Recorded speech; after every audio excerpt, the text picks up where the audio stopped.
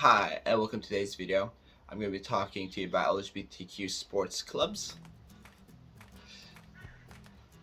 Hi, so as I was saying, LGBTQ sports clubs, I personally think they're great. I love being a part of the community that is similar to me.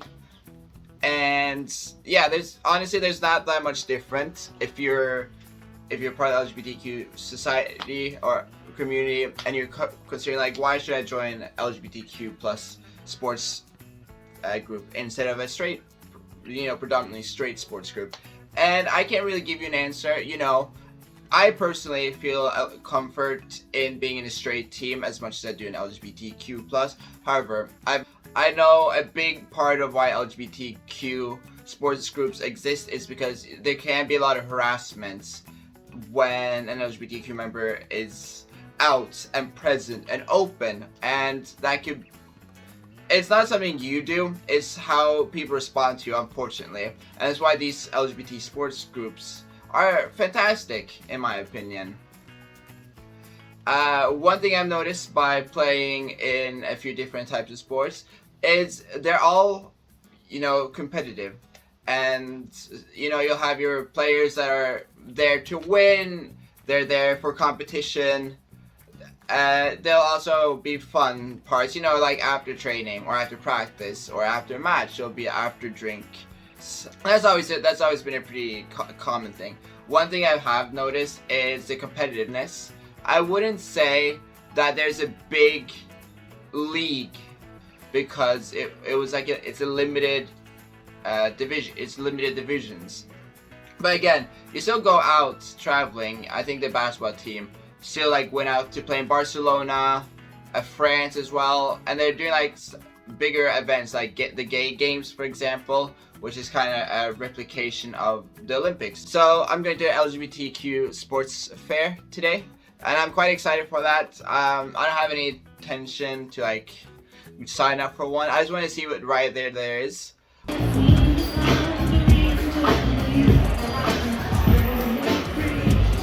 The drinks and stuff.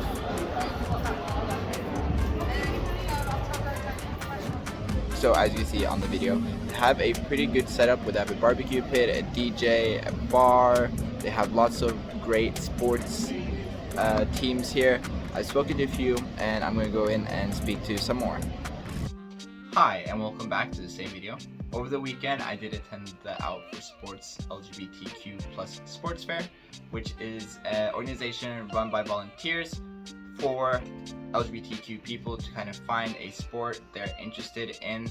And most of these clubs do promote physical health and as well mental health, and also kind of brings the community together, in my opinion.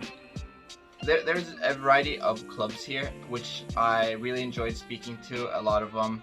I honestly didn't have time to speak to all of them, but I did find a few that I found was quite interesting. However, I will go further into it. So, going into sports clubs, there was a big variety of the differences in not only size, but in your own team effort, willingness. I don't know what specific word to use for that, but I was very surprised. There's a rowing team that had about 20 participants per race or per training. You could also do individual trainings as well. But if you're wanting a big team, I would have to look out for this. I'll see if I can find it and I'll link it below. If not, they had a difference between rugby, which is a very team-focused team sport, tennis as well, which is a lot, you could play your singles and duos, but it kind of works a lot more competitively. And then you also have fighting jiu-jitsu and boxing, for example, and those are very low. I would not specifically lonely, because I've done boxing before, and you do kind of have this team bondness, but it is in a different way, because the only time you kind of cooperate with someone, you're trying to kick their face in or hit their face in. You know what I mean? And then there was also things like running, which was very independently run. Like from what I heard, you could like bring your own headphones and first taster session, but you with someone and then you run with them and then you learn the route. And that was really great, knowing that there's so many variety of LGBTQ sports clubs, and each has a lot of different members. And if for your own personal sake, you don't have to just partake in a team sport. Join something like jiu-jitsu or running, and then you're still part of an LGBTQ sports club. You're promoting your physical health, and then afterwards they do social events, so you're promoting like social cohesiveness, and which is just good for your mental health as well, to partake in activities. So talking to a few of the clubs, I realized how much time and effort goes into each training session, because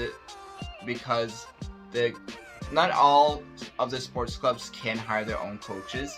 So for a few of them, they had to do their own routine and plan that beforehand. And that's greatly appreciated. A few other teams, they can't afford a coach, and this comes from paying for your membership fee.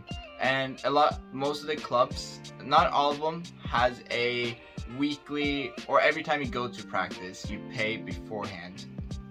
And I found out that the average of these clubs I spoke to was about 9 quid. However, if you're a student, they do provide student discount as well. That being said, I am quite happy. I got my first pair of rainbow laces, which I'm going to be putting on my shoes. I don't know if I'm going to put my sports shoes on or not yet. We shall see. There are a few clubs that offer taster sessions. The ones I got a free taster sessions was like Muscle Marys, which is a workout, like a group workout session. They gave me a free coupon kind of to redeem, so I could go and work out with them. A rugby team offered 4 taster sessions, and that's not only for people who attended Outdoor Sports. You could go contact them. It is the London Stags, and they offer 4 rugby training sessions. It is usually, they didn't say it was during a specific period, but they do have like cups and stuff. But do have a look at their website, which will be on the Outdoor Sports website, which I'll link down below. And as well, other places did say like, stop on by. Not every place has that rule, so do ask the club before turning up to practice.